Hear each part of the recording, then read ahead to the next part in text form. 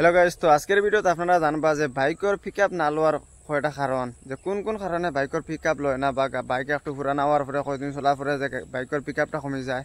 এর কারণ কিতা কিতা কোন কোন কারণে হইতে পারে যে বাইকের পিকআপটা লয় না। তো আজকের এই ভিডিওতে আপনারা জানতে পারবা, ভিডিওটা শেষ পর্যন্ত দেখতে থাকবা, দেখলে আপনারা বুঝতে পারবা যে কোন কোন কারণে বাইকের পিকআপটা লন না। 16 নম্বর কারণ হইল গিয়া, যদি আপনারা গাড়িটা খুব স্পিডে যাইতরা 40-50 স্পিডও, কিন্তু আপনারা গাড়িটা আওয়াজটা বেশি করে কিন্তু গাড়িটা টানেন না, তখন আপনারা বুঝবা যে আপনারা গাড়িটার ক্লাচ প্লেট খারাপ হয়ে গেছে।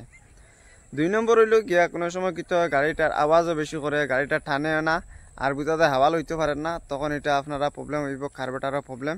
আপনারা কার্বোরেটরের কারণে এই প্রবলেম হইব, কারণ কার্বোরেটরের মধ্যে একটা পিস্টন আছে, এই পিস্টনটা আপনারা যখন হাই লিব তখন আপনারা গাড়িটা টানিত না। 3 নম্বর কারণ হইল আপনার এয়ার ফিল্টার।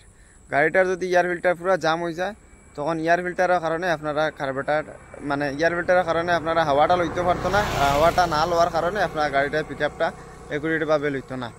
4 নম্বর কারণ হইল কি, আপনারা ইঞ্জিনের যে একটা আছে হেডও থাকে, 2টা বেল্ব, কোনো গাড়ি 3টা থাকে, কোনো গাড়ি 4টা থাকে।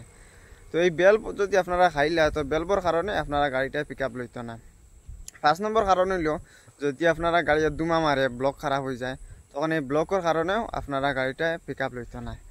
আর একটা কারণ আছে, যখন আপনারা যে বেল্ট যে 2টা বা 3টা 4টা কইছি, এগুলা বেল্টের উপরে থাকে একটা টাইপিট, এই টাইপিটটা যদি আপনারা বেশি টাইট হয়ে যায়, তো এই কারণে আপনারা গাড়ি পিকআপর প্রবলেম করবো। তো ভিডিওটা ভালো লাগলে আপনারা লাইক, কমেন্ট, চ্যানেল সাবস্ক্রাইব করবা। আর নেক্সট ভিডিওতে আরও কিছু তথ্য লইয়া আইমু যেগুলোর কারণে আপনারা গাড়িটা পিকআপর প্রবলেম করে।